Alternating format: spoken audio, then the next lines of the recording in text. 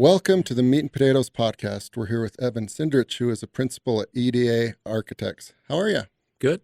Good. Excited for this one because we've never had anyone from an architecture firm, and you are an interior designer, so we're going to be talking about stuff that relates to where a lot of the listeners work and meet, but you're the first one from this field and industry to be on the podcast. Oh, good. Thanks for having me. You bet. Tell us a little bit about EDA Architects. What do you guys do, and what is your role? So EDA Architects has been around, Salt Lake-based firm for about 70 years. We tout that we brought modern architecture to the Salt Lake area. We're obviously on the third generation of ownership. We're an architectural firm. We've developed an interior design department as well. My role there as a principal is I'm head over the interior architecture group, so we do a lot of tenant improvement work. Very cool. But architecture-wise, we do lots of projects, higher ed, civic work, ski jumps for the Olympics, and just kind of all sorts of different things. Yeah. For you guys, like, your portfolio is one of your best selling points, right? Yeah. And you guys have a lot of great buildings. One that I frequent is Cottonwood Country Club. Mm-hmm. Yep. And it's always fun to hear people talk about the buildings.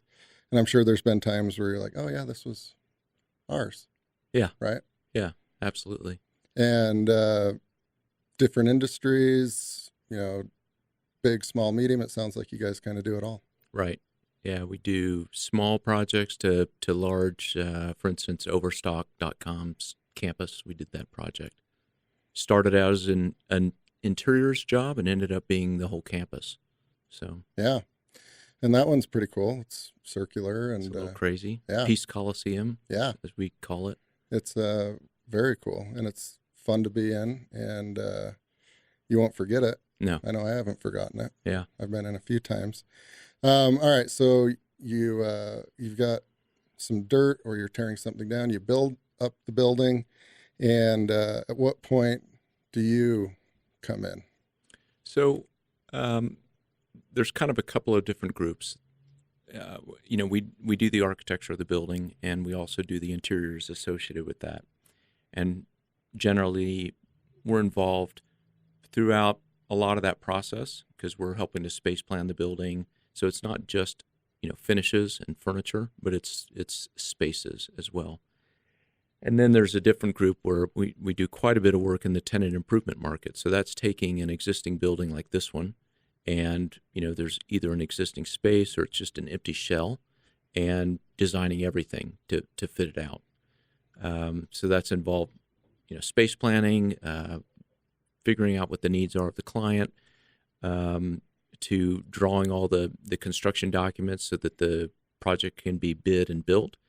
To helping to manage the construction, to selecting all the finishes, sometimes working with furniture vendors, artwork people, and just managing the process all the way through. That is a lot, right? Yeah. You're able to summarize it, but it's a lot of things when you're talking about paint and furniture and permits, red tape. So just an example, like if I won the lottery and reached out to you guys and said, I want to build a building for the family office. I don't have any idea what that is. Let's sit down and chat. With a blank canvas, would you ask me what the feel is I would like to have, like the functionality? What is the process? Yeah, so let me just speak kind of interiors based more. Yeah. Okay, interior architecture. So everyone's at a different stage when we start the process. Some people have a very defined, these are my needs, these are the spaces that I need, these are how many employees I have. Other people have no clue. And so then we become kind of a guide or a sage to help them through that process. And that may be analyzing what you currently use or what you have, trying to understand your business, trying to understand, are you using offices, workstations, what size? So we develop a program which really defines all of your needs of a space, not only just employee count, size of room, type of room, but adjacencies with people. And we do get into what is the look and feel. Some people have a good idea of what they want. Other people, again, no idea. So oftentimes we'll tour them through spaces just so they can get a sense of what we've done. We use Pinterest as a tool, to create some precedent images. It helps them to visualize things. So it's really just a lot of information gathering at the beginning. And then kind of going from there into, schematic design. How do things lay out? How do they work? It's kind of like a puzzle. I always talk about that. It's like, how do the pieces of the puzzle work together? Mm-hmm. And for tenant improvement or interiors work, I'm working within the box. Architectural projects oftentimes are creating the box, and I'm working within the box, if that makes sense. Yeah, absolutely. And I'm sure there's clients that are, what's the kindest word I can say? High maintenance. Difficult? Yeah. And then there's some that are easy to deal with. Mm-hmm. In general, if they're a little bit more difficult, what are those reasons? I think sometimes they think they know exactly what they want, and they really don't. So they may be thinking that they're an expert in anything, relating to our field. I mean, they do their work, whatever it may be, but not understanding how spaces go together, how things are constructed, what things cost. That's where it can be a little challenging. Where it's great working with the clients that come to you and say, I'm a software engineer. Like I know that world. I don't know your world. So I'm trusting you as a professional. I'm hiring you for that reason. So have at it, guide us through the process, and I'll kind of stay out of the way. Yeah. Challenge, there's some that are challenging. Had an attorney once that were doing their office space. I just think about this guy. He's like, he didn't know what he wanted. I mean, we must have had a stack of carpet samples as tall as this table. Like literally 3 feet tall, and he couldn't. Nothing was what he wanted. So like, I cannot go any further. You need to go find what you want. So yeah. And I'm assuming there's some that are budget conscious and some that aren't. That probably impacts like how easy and how hard your job is as well, right? Yeah. And it's funny because I think everyone's budget conscious. It's just, where's the budget? And I think that's one of the challenging, fun things. If someone comes to you and says, hey, we don't have a lot of money, but I want the world with this. And that happens a lot, especially down here where you've got tech startups. Mm-hmm. And, they're given the money, an allowance that they're given from the building, saying this is all you've got to spend, which is often not quite enough to build out a space. So how do you put some wow into that, and how do you make it functional for them on little dollars? I think people that come to us and say, hey, we got tons of money, you can do whatever you want, that's not always that fun or that interesting. And I personally have never had one of those projects. Mm-hmm. Everyone has some sort of a budget. Yeah. And from like this stage of your touring spaces, you're looking at Pinterest and you're dialing in on what they want and what you guys can deliver. How long does it take on average, like from start to finish, once you're involved? So the programming stage probably, I would, and initial space planning, it's probably could be 2 to 4 weeks. The design development, which is, okay, got a space plan. What are the materials? What's the look and the feel? Probably another 4, maybe 6, depending on the size. Putting the drawings together is about another 4 to 6 weeks, and then there's the construction. Depends on the size. Timing is always a challenge because it seems like real estate brokers put us in a pinch quite often, where it's like, hey, we've signed this lease. These guys have to be in at this time. Get going. And that's a challenge. So there's ways that we can try to shorten that time frame up if we can, but timing is a challenge. Yeah. There's only so much you can do if like you're waiting on materials. And do you guys get involved with the subcontractors? We do sometimes, as far as helping to select them or working with them. And and that's a perfect example of, material, securing materials. Pandemic created a real mess for that, and time frames for product was really challenging. So sometimes we'll work with subcontractors to say, this is the look that I want. What do you have available, to kind of speed that process up? And then we're working with contractors and subcontractors through the whole design. Well, when we can get a contractor on board earlier, it helps us, because it helps us to utilize their pre-construction services for budgeting, scheduling, so we become a team, right? And then after the construction started, we're still involved by, if you're a subcontractor and I say, hey, this is the tile that goes on this floor, you have to submit to me a sample of that tile to say, hey, am I understanding this correctly? This is what you want? Yes. So there's a lot of back and forth. And we have weekly meetings that, we're walking the site, making sure that things are done correctly as well. Yeah. Little measure twice, cut once. Yeah. Yeah. Are there any kind of horror stories of you didn't measure twice and then they went for it and it was, let's say it was pink tile and it should have been white? So, yeah, I always have horror stories. With my team, we have a weekly meeting, and I bring to the meeting every week lessons learned, something I've learned. One of the classic ones that I tell them is I did Skullcandy's headquarters up in Park City, and I got a call from the tenant, and they said, hey, we've got a problem up here. We have floral carpet in our space, and they're ready to install this whole thing. We've got a schedule to maintain.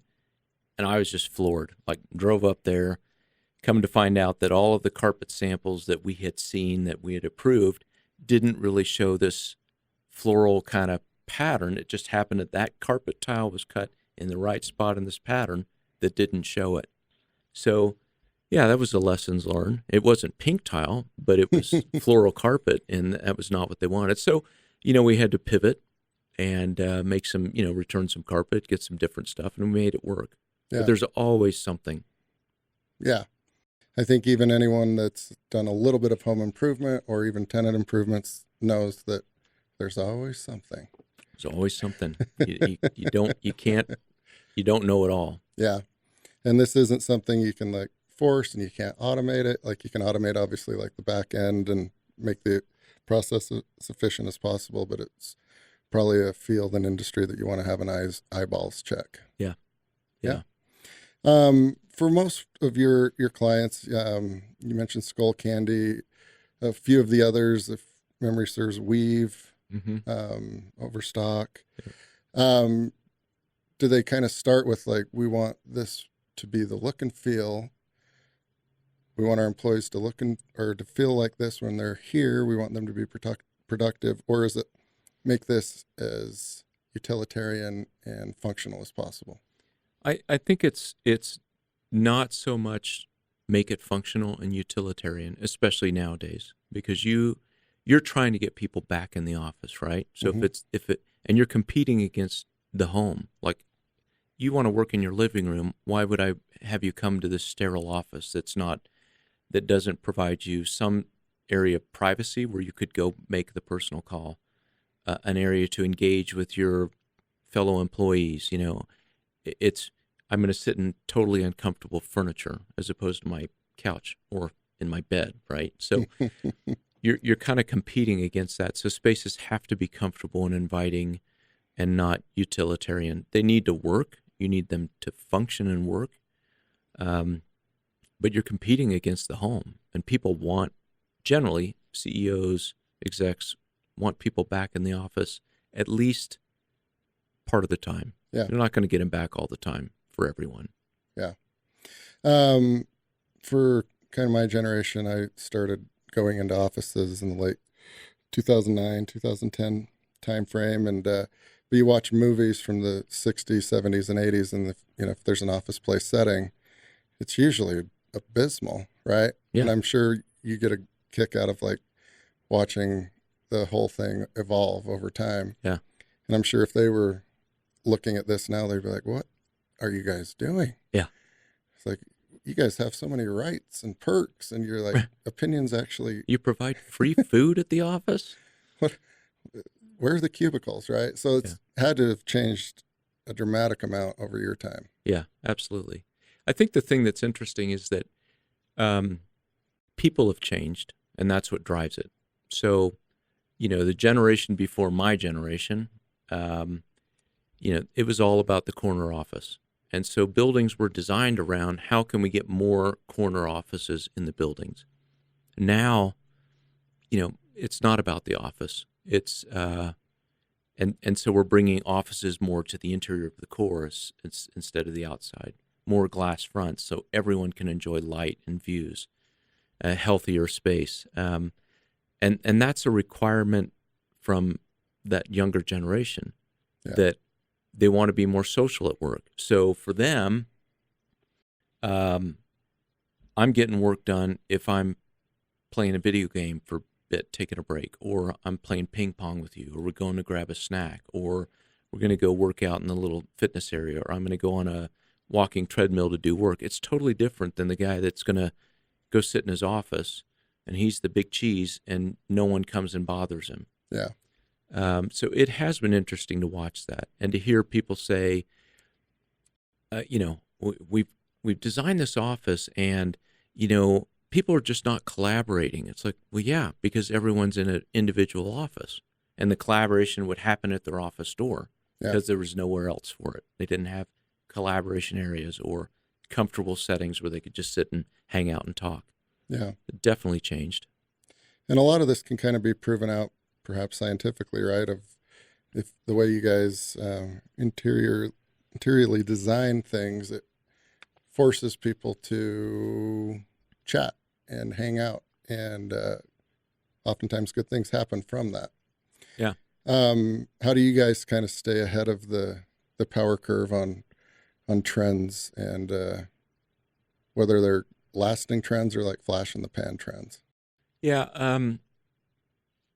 I don't really like dealing with flash in the pan trends because, and it's hard because we'll have a lot of people say, well, I want something that's timeless. Well, trends change. I mean, the clothes that we wear, the cars that we drive, all that, it changes all the time. You're not going to buy that shirt and wear that hopefully for the next 40 years, right? Yeah. So we're used to that kind of a change. I think, just researching, being aware, learning what people are doing. I spend a lot of time talking to people. I'll come to events here and I'll just talk to people as a CEO or whatever and say, what are you seeing? Because this whole work from home and, hybrid work and like, how does that all work? I want to know everyone's different opinions, from CEOs to executives to just Joe Schmo worker that's like, why do you want to work from home as opposed to the office? What drives you one way or the other? So I think just asking a lot of questions.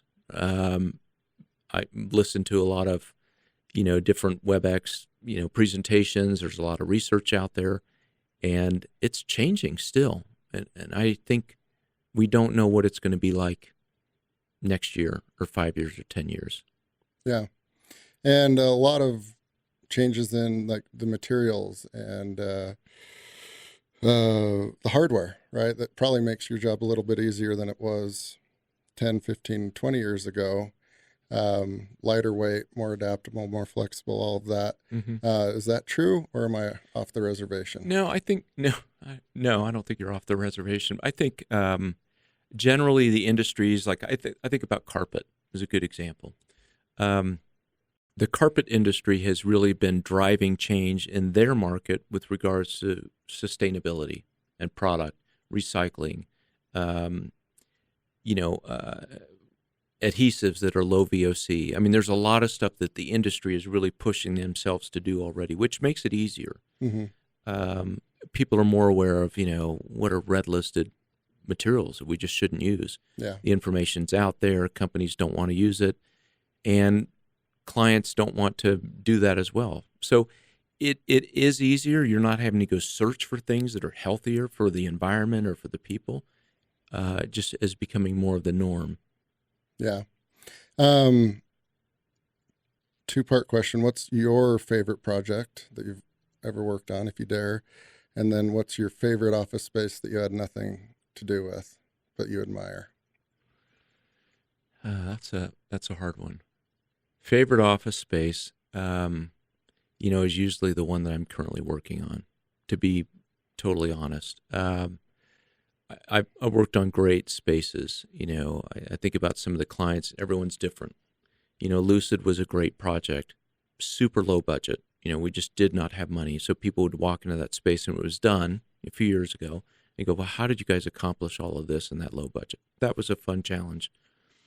I'm doing work in 95 South State right now, high-rise downtown. Some higher-end spaces, one for Governor Levitt's company.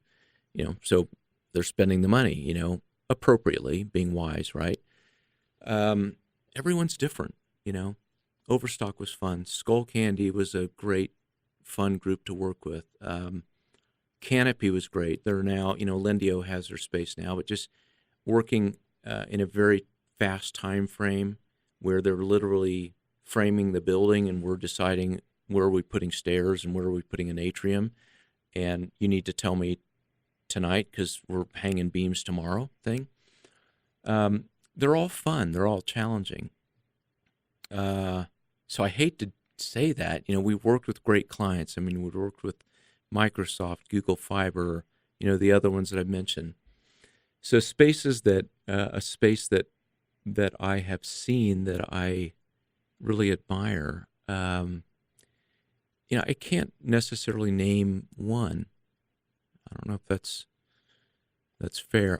I admire a lot of spaces. And when I get onto, Office Snapshots is a web company that, has images of offices all over the world. So that's been great to have that tool and resource to see what's happening in China and England and whatever, as far as office design. And so I see a lot of spaces that I really like, and I don't always love everything, but it's like, that's an interesting detail. That's a unique material, or I like how this flows, or I like the texture of that. So I actually, that's a hard one. Gotcha. I wouldn't say there's one. I'm inspired by a lot of different things. Yeah, there's a lot of really cool ones that I've been in, and I wish I had the time to. Every once in a while, there will be a plaque on the wall of like who the architects were, who the designers were, and it's fun when they tell a little bit of that story behind the building. But otherwise, you're just looking around and thinking, what a feat of engineering, right? Well, and what's interesting is like we were talking earlier, some people are aware of their environment and other people are not. And I think that people are more aware than what they think. Yeah. So I've designed spaces specifically where, and it's interesting, after it's done and you talk to people and you say, well, what did you see first? What did you experience? So I want them to experience, like, you come off the elevator lobby and you see this, and because of what you're doing on the walls, it visually directs you this way. And then when you come to that space, it opens it up and you see that secondary, and then you look this way and you see something else which connects. So it's kind of an experience. And that's kind of fun to do that with clients because they're not really aware of that, but they experience it as you go through it. So that's what's fun. It's not design that's like punch you in the face is not as hard as design that feels comfortable, that feels right, that's good, that like I come into a space and like I want to be here. I don't know why, but I feel that vibe and I want to be here, as opposed to I love red and you painted everything red, so I just feel at home. Does that make sense? Oh yeah, absolutely. Yeah, subconsciously there's places that I think all people are kind of just drawn to, right? Like, all things being equal, where could we meet? Let's meet at your place because it's better. I just feel better there, right? Yeah. And if you've got a lot of employees and they all feel that way, it's just a big advantage, I would assume. Yeah. For you guys, who gets to decide on your office with the interior design and things like that? Because I assume you got to change things up every once in a while, but who's got the veto? So we remodeled our office, and we did a kind of a recent refresh. There were some things that we're still working on, but we had moved from an older building a space that we'd been in a long time and didn't function well. Typical, corporate kind of office.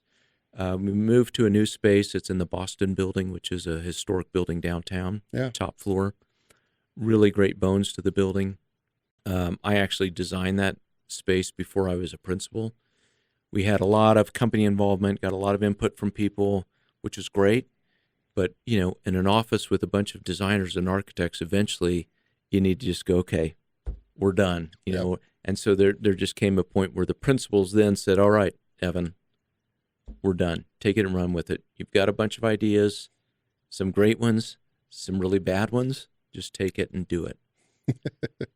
I can imagine a lot of opinions on that one. Well, thank you so much, Evan, for joining.